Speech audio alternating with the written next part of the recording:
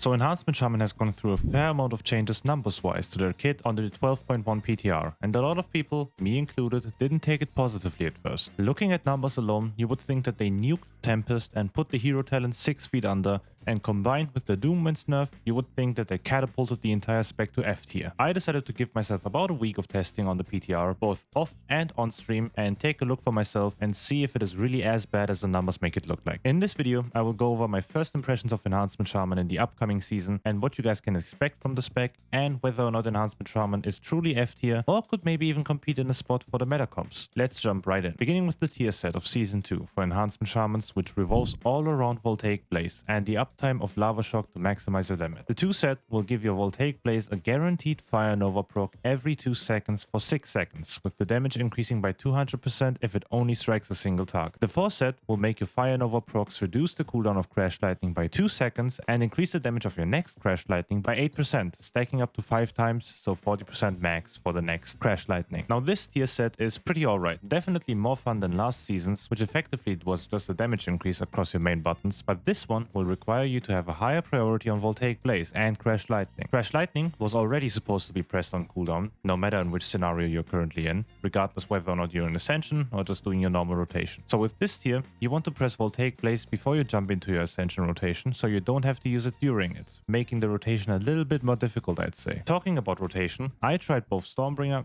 and Totemic, and I will go deeper into which one of these 2 hero talents are better later on, but all the rotations stay pretty much the same. You still use Crash Lightning on cooldown whenever you have it up, and spam Wind Strike / Storm Strike during Ascendance and Doom Wind. So if you're already familiar with the rotation, this season should not feel any different, honestly, no matter which hero talent you play. The only difference, as I mentioned earlier, is that you want to use Voltaic Blaze on CD now to maximize the Fire Nova damage and get as much CDR on your Crash Lightning as possible. If you're not familiar with Enhancement but want to get into it for the next season, check out my in-depth guide I made for Midnight Season 1. There you will learn everything you need to know and how to perfect your rotation to prepare for Season 2 as well. Alright.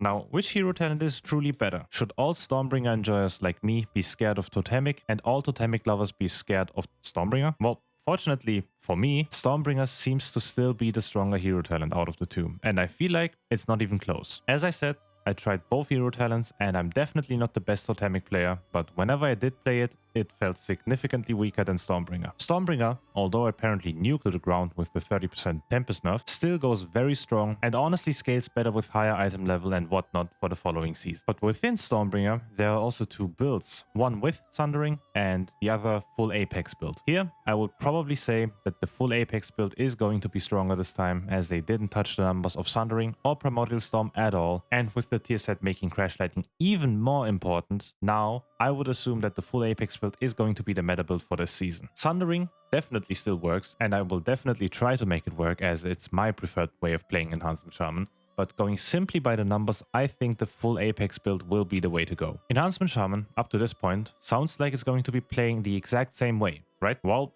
you're right, and your defensive capabilities also won't change. You still only have one defensive that you have to time perfectly and learn how to work with properly, and if you don't, you will be laying on the floor in no time. You are still dependent on your healer babysitting you in some scenarios, like the second boss in Altar of Fangs for example, where the damage intake is pretty big with massive dots constantly making your life a living hell. The only good thing that they seem to change in this season is that there's not as many one-shot mechanics as Season 1. Many mechanics this season, at least for the new dungeons, are dot-based, so you won't just die in 1 frame, but be able to watch yourself wither away in 10 seconds. Which honestly gives you a little bit more reaction time to off-heal yourself, which is still pretty mediocre by the way. So all in all, it's about the same. Let's talk about cooldown windows. So first big positive for this season, Puzzle Box is gone. So you won't need to hardcast the trinket for 2 seconds before you can actually play the game, which is pretty refreshing and nice. Your Ascendance is still a really strong button, and that will reflect in your damage too. You still have massive burst, but with that burst, you will also have the issue of occasionally pulling aggro off of the tank if you're unlucky or you simply don't wait long enough for the threat to build up on the tank. This problem also only persists on Enhancement Shaman, as I believe. I have seen a lot of review on a lot of melee specs, and I have not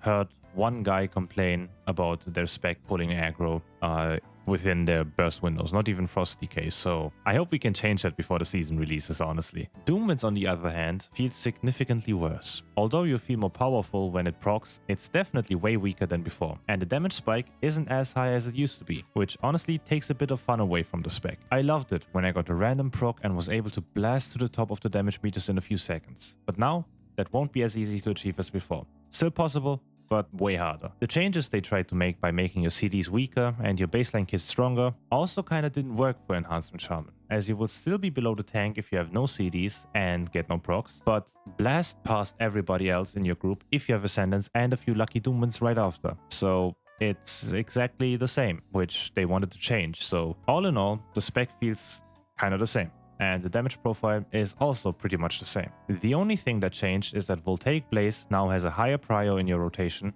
and Doomwinds feels less fun and powerful as it used to be. And now, to finalize this video, will Enhancement Shaman be meta? Well, the only way I can see the spec becoming a meta spec is if they decide to nerf augmentation to the ground and make the spec useless again. I know, this sounds like the typical aug hate that you guys hear from me every day, but I truly believe it this time. If aug gets nerfed, enhancement will most likely take its spot in the meta comps. If I had to put Enhancement Shaman into a tier list, I would probably place it around mid-A tier, which is where Enhancement Shaman already is in Season 1. So all in all, honestly, this video is useless because nothing changed.